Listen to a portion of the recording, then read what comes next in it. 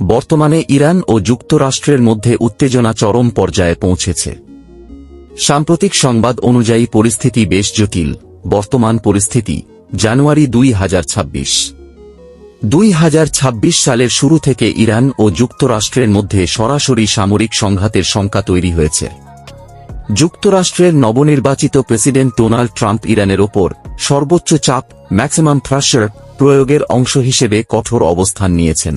মার্কিন সামরিক প্রস্তুতি যুক্তরাষ্ট্র ইরান অভিমুখে একটি বিশাল নৌবহর বা আর্মারা আব্রাহাম লিঙ্কন সহ রণতরী ও বোমারু বিমান পাঠিয়েছে। ট্রাম্প সতর্ক করেছেন যে ইরান যদি আলোচনায় না আসে তবে খুব দ্রুত এবং কঠোর সামরিক ব্যবস্থা নেওয়া হতে পারে। ইরানের অবস্থান ইরানের পররাষ্ট্রমন্ত্রী আব্বাস আরাকচি জানিয়েছেন তাদের বাহিনীর আঙুল এখন ট্রিগারে। যেকোনো হামলার তাৎক্ষণিক ও নজিরবিহীন জবাব দিতে তেহরান প্রস্তুত। এমনকি তারা তেল আবিব সহ আঞ্চলিক মার্কিন ঘাঁটিগুলোতে হামলার হুমকি দিয়েছে।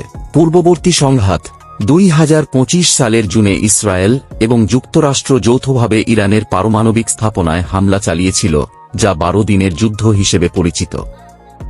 সেই অভিজ্ঞতা থেকে শিক্ষা নিয়ে ইরান এখন আরও বেশি সতর্ক। উত্তেজনার মূল কারণসমূহ যুক্তরাষ্ট্র ইরানের ওপর মূলত 4টি শর্ত বা দাবি দিচ্ছে: পরমাণু কর্মসূচি, স্থায়ীভাবে ইউরেনিয়াম সমৃদ্ধকরণ বন্ধ করা, ক্ষেপণাস্ত্র কর্মসূচি, দূরপাল্লার ব্যালিস্টিক ক্ষেপণাস্ত্র উন্নয়ন বন্ধ করা, আঞ্চলিক প্রভাব, হিজবুল্লাহ, হামাস ও হুথি বিদ্রোহীদের সমর্থন বন্ধ করা। অভ্যন্তরীণ পরিস্থিতি ইরানে চলমান সরকার বিরোধী বিক্ষোভ দমনে সহিংসতার জন্য ট্রাম্প প্রশাসন ইরানের ওপর নতুন করে নিষেধাজ্ঞা দিচ্ছে। সর্বশেষ আপডেট 31 জানুয়ারি 2026।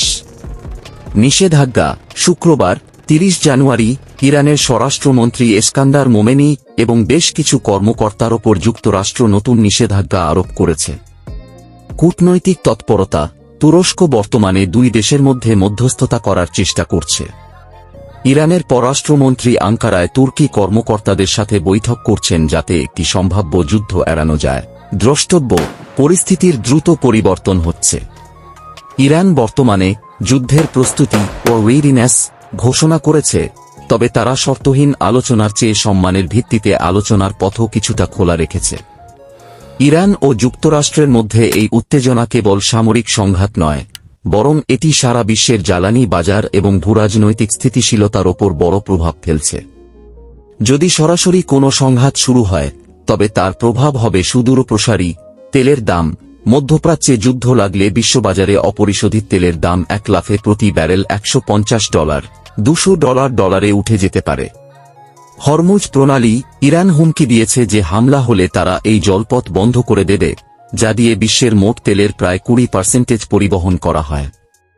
প্রক্সি যুদ্ধ কেবল ইরান নয়, লেবানন, সিরিয়া এবং ইয়েমেন থেকেও যুক্তরাষ্ট্র ও ইসরায়েলের ওপর পাল্টা হামলা শুরু হতে পারে। বর্তমান উত্তেজনার প্রেক্ষাপটে যুক্তরাষ্ট্র এবং ইরানের সামরিক শক্তির একটি তুলনামূলক চিত্র নিচে দেওয়া হল, যা আপনাকে যুদ্ধের সম্ভাব্য ফলাফল সম্পর্কে একটি ধারণা দেবে। সামরিক শক্তির তুলনা 2026। যুক্তরাষ্ট্র ওসা, ইরান প্রতিরক্ষা বাজেট ইউএস প্রায় $900 বিলিয়ন, ইরান প্রায় $10-15 বিলিয়ন। সৈন্য সংখ্যা ওসা 13 লক্ষ সক্রিয়, ইরান 6 লক্ষ সক্রিয়, 3.5 লক্ষ রিজার্ভ।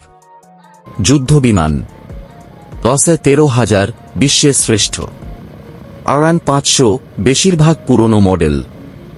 নৌবহর রণতরী ওসা 11টি এয়ারক্রাফট ক্যারিয়ার, ইরান ছোট বোট এবং সাবমেরিন গেরিলা কায়দায় দক্ষ। ক্ষেপণাস্ত্র প্রযুক্তি অত্যন্ত উন্নত ও নির্ভুল, মধ্যপ্রাচ্যের অন্যতম বৃহৎ ও শক্তিশালী ভাণ্ডার। পারমাণবিক সক্ষমতা 5.0 ওয়ারহেড নেই, তবে ইউরেনিয়াম সমৃদ্ধকরণ উচ্চ পর্যায়ে। যুদ্ধের কৌশলগত পার্থক্য 1। যুক্তরাষ্ট্রের কৌশল আমেরিকা সাধারণত আকাশপথ এবং দূরপাল্লার ক্ষেপণাস্ত্র ব্যবহার করে হামলা চালায় যাতে তাদের নিজেদের সৈন্যক্ষয় কম হয়। তারা মূলত ইরানের পারমাণবিক কেন্দ্র এবং সামরিক কমান্ড সেন্টারগুলো লক্ষ্যবস্তু করবে।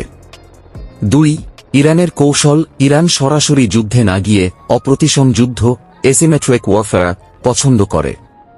তারা তাদের প্রক্সি বাহিনী যেমন হিজবুল্লাহ, হুথি এবং ড্রোন প্রযুক্তি ব্যবহার করে মধ্যপ্রাচ্যে মার্কিন ঘাঁটি এবং তেলের ট্যাঙ্কারগুলোতে হামলা চালিয়ে আমেরিকাকে ব্যতিব্যস্ত রাখবে।